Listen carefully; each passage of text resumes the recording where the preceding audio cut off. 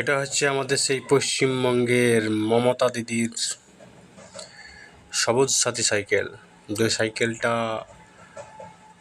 এখন আপাতত প্রত্যেকটা ক্লাসে দেওয়া হচ্ছে, প্রত্যেকটা ক্লাস বলতে 9-10। তো এই সাইকেলটা দেয়, তাদেরকে যে কন্ট্যাক্ট দেয় তারা সব মালগুলো উল্টো মানে এত ঢিলা ঢালা দেয়। হ্যাঁ, সব থেকে মানে যদি বলে সাইকেলের মধ্যে সব থেকে কম পার্ট যেগুলো আছে সেগুলো এই সাইকেলের মধ্যেই জড়িত। এই জন্য সাইকেলগুলোর হালাত বেশি খারাপ, আর এই সাইকেলগুলোর ওই জন্য দাম কম। আমাদের একটা ছিল এরকম সাইকেল, যে সাইকেলটা আমি 2016 সালে পেয়েছিলাম। 2000 সালে পরে সাইকেলটা নষ্ট হয়ে গেছে, তারপরে আবার একটা সাইকেল একজন নিয়েছিলাম।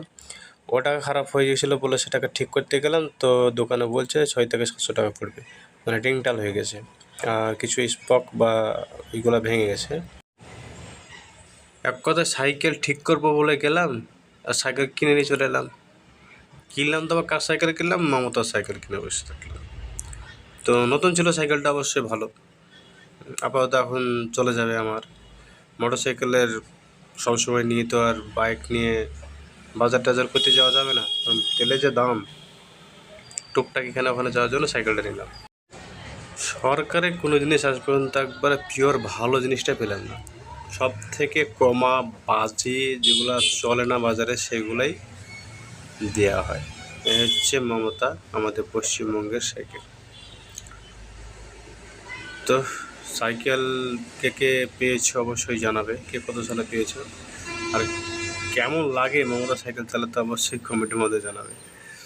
মমতার সাইকেল রোড কাটা, এটা রোডওয়ালা যেটা সেটা ছেলেদেরকে দেওয়া হয়। এগুলো সব ঢিলে ঢালা, যেগুলো দিতে হবে সব ঢিলে ঢালা, তালা ঠিক নাই, এগুলো সব ঠিকঠাক ছিল না, সব ঠিকঠাক করেছি। 300 টাকা এক্সট্রা বা লেগেছে। ক্রিনটাল সেরেছি। সিট থেকে সিটটা মনে হয় সব থেকে কমা সিটের মধ্যে একটা সিট, বেকার সিট। এগুলো সব ঠিকঠাক ছিল না, ব্রেক ঠিকঠাক ছিল না, এগুলো সব মানে ব্যাকা চাকা ছিল, সেগুলো সব ঠিক করতে মোটামুটি 300 টাকা। মমতা সাইকেল কে কে পেয়েছে অবশ্যই কমেন্টের মধ্যে জানাবে। আর মমতা যখন সাইকেল দেয় তখন আমরা এইচএস পরীক্ষা দিই বা এইচএসের সময় পড়ি, যেটা 2016 সাল। তো কে কে পেয়েছো অবশ্যই কমেন্টের মধ্যে জানাবে।